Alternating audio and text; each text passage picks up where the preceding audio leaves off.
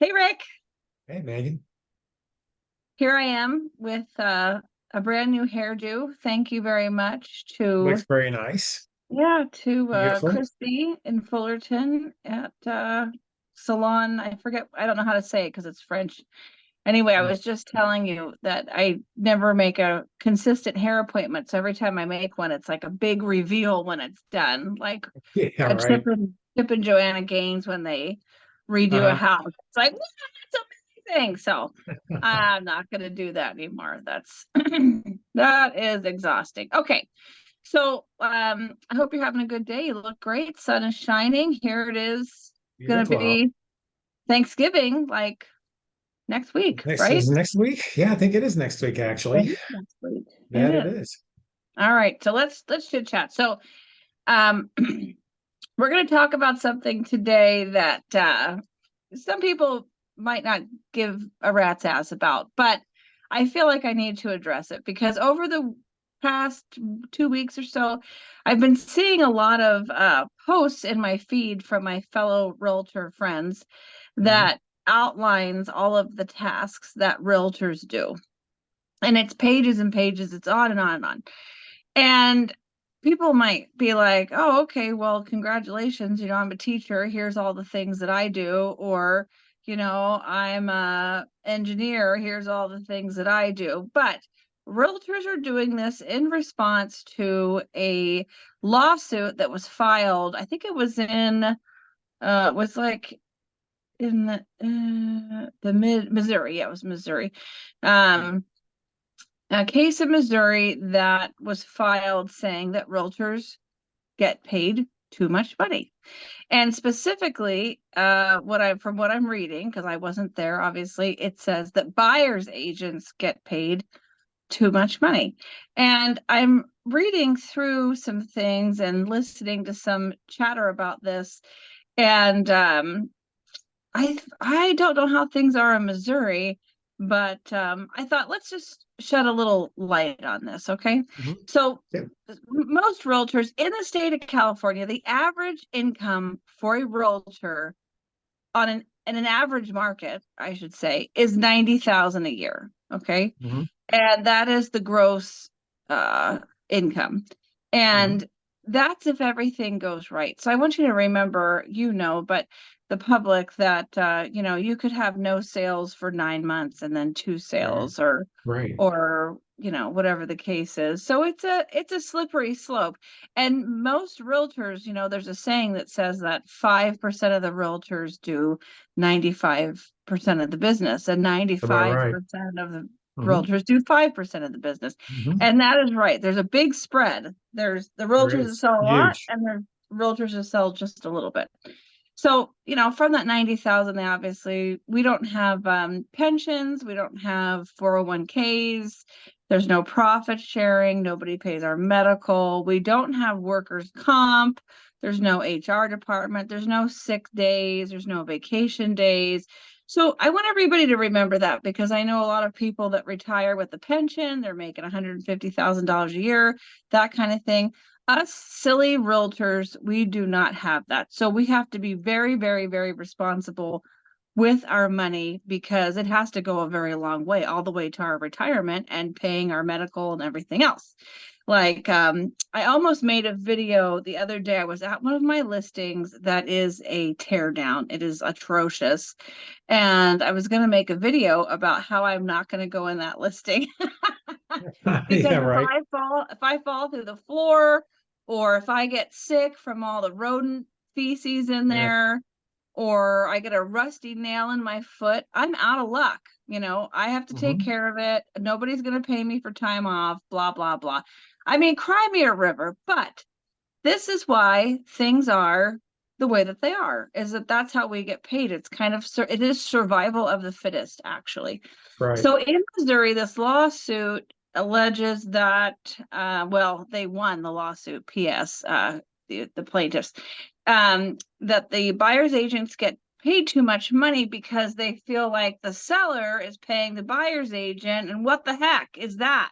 Why should the sellers have to pay the buyer's agents? Well, you know, um, obviously, when a realtor does a job, they want to get compensated, and buyers typically are using all the money that they have as their down Mhm. payment and their closing Mhm. costs and this sort of thing. They probably couldn't pay the realtor. They probably don't have that kind of money. But what actually happens is when we take a listing, we have a residential listing agreement. California has incredible forms. I don't know what's going on in Missouri, quite frankly. But in our listing agreement, it says, hey, we're going to list this for X amount of percentage. The average is anywhere from 4 to 6% is what they'll list it Mhm. for. Okay. I'm being completely transparent here. Um, and of course, all things considered and different values of different brokerages, but then they'll offer to share that commission with a buyer's agent, a Right. buyer's finder fee, that sort of thing. Mhm.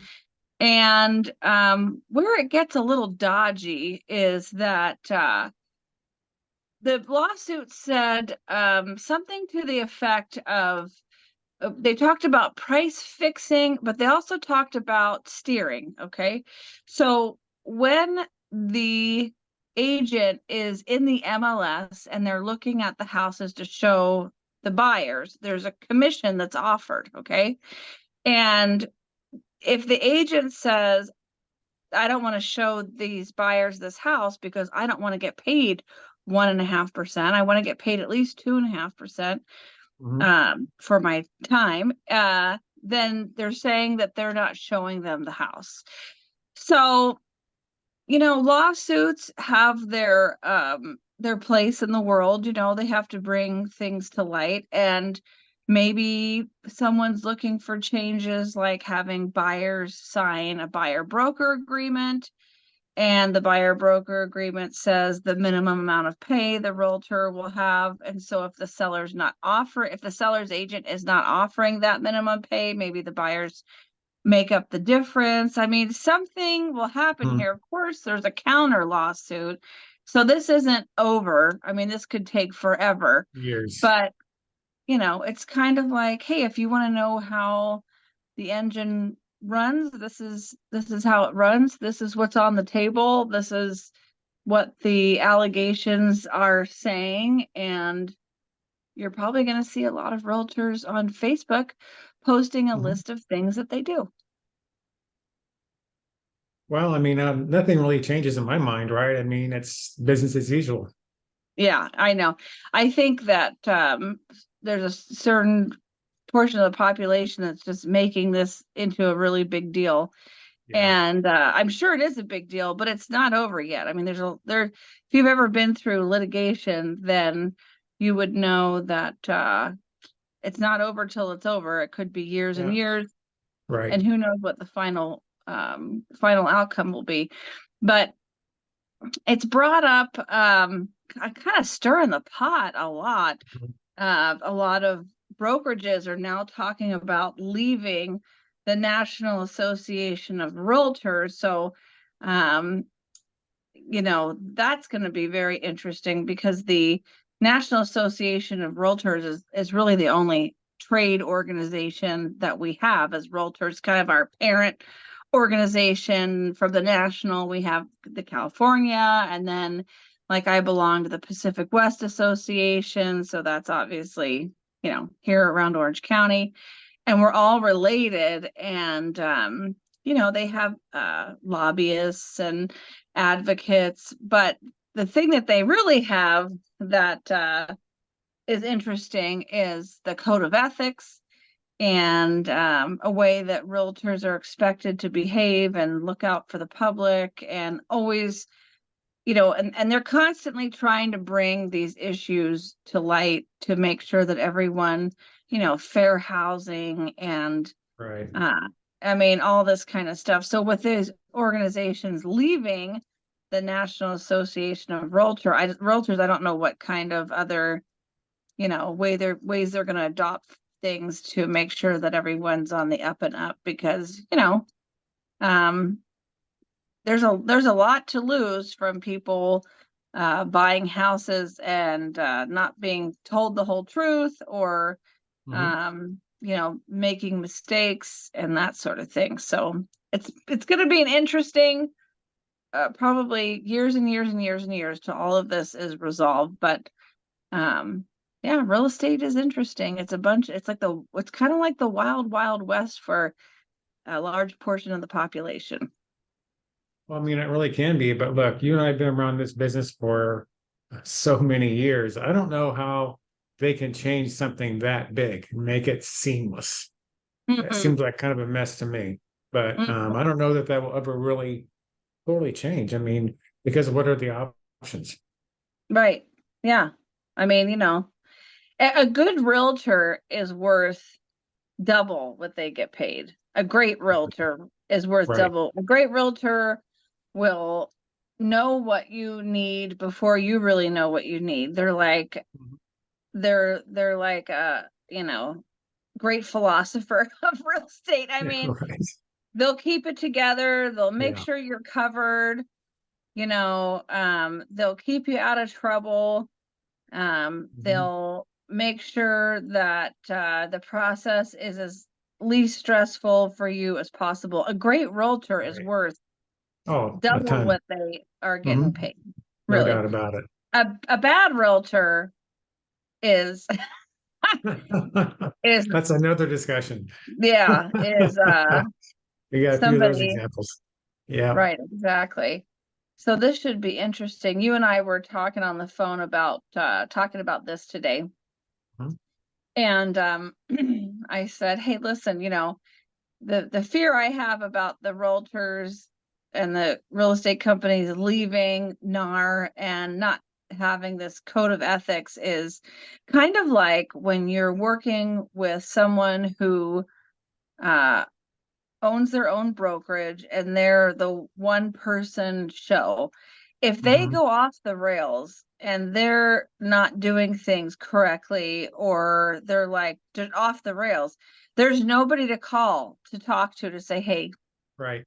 Hey. please, can you call Jennifer and sit her down, find out what is going on here? Let's get this resolved for our clients.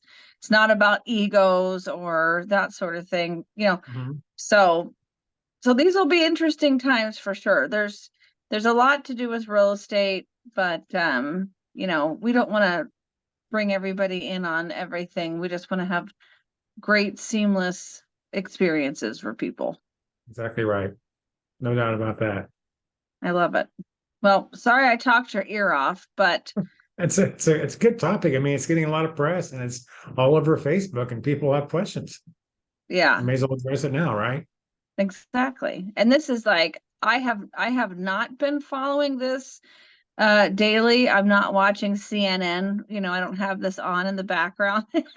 Yeah, me either, frankly. I am not, because I have a lot of my own stuff going on. So when it's news, let me know. But it's interesting to hear the discussions and see, maybe there's things that need to be changed, maybe there's not, that sort of thing. So We'll see what happens. It's going to take some we time, though. will. We will see what happens. All right, Rick, I appreciate you. Anything new in the Appreciate you, mortgage Megan. market this week? Anything to talk about? Well, I mean, the good news is we're seeing some this rally has some legs, if you will, and so we're seeing some nice price improvements the last couple of weeks, really the Beautiful. last 10 days or so. So let's hope that can sustain itself and keep going. I think this might be the beginning of turning the corner on a more stable rate environment and making homes more affordable. Well, I would love that, but we have a one problem still, and that is that there's not a damn thing for sale. And I just got off the phone. You and we submitted an offer for a client Mhm. last night, and they had two offers on Sunday night when I spoke to the realtor.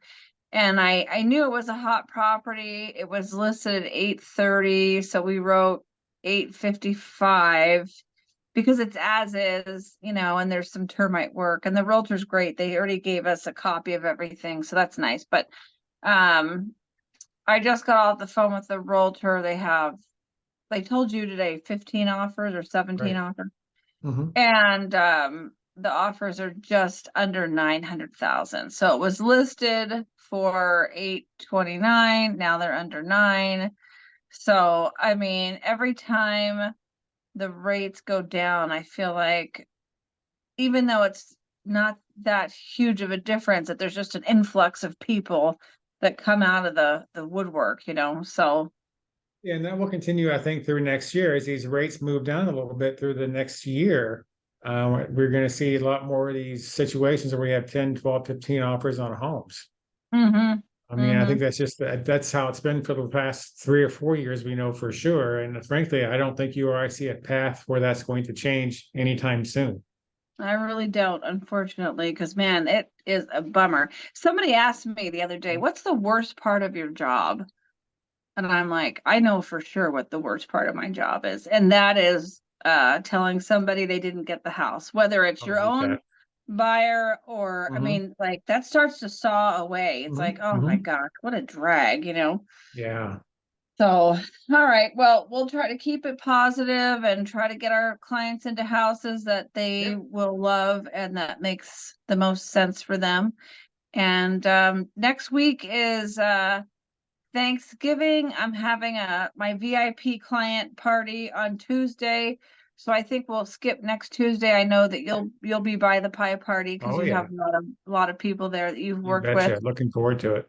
Yeah. So everybody have a great Thanksgiving, and we're thankful and grateful for you for listening and subscribing and Absolutely. participating. And we'll be back after Thanksgiving. Awesome. Hey, thanks, Megan. All See you right. soon. Talk to you soon. All right. Take care.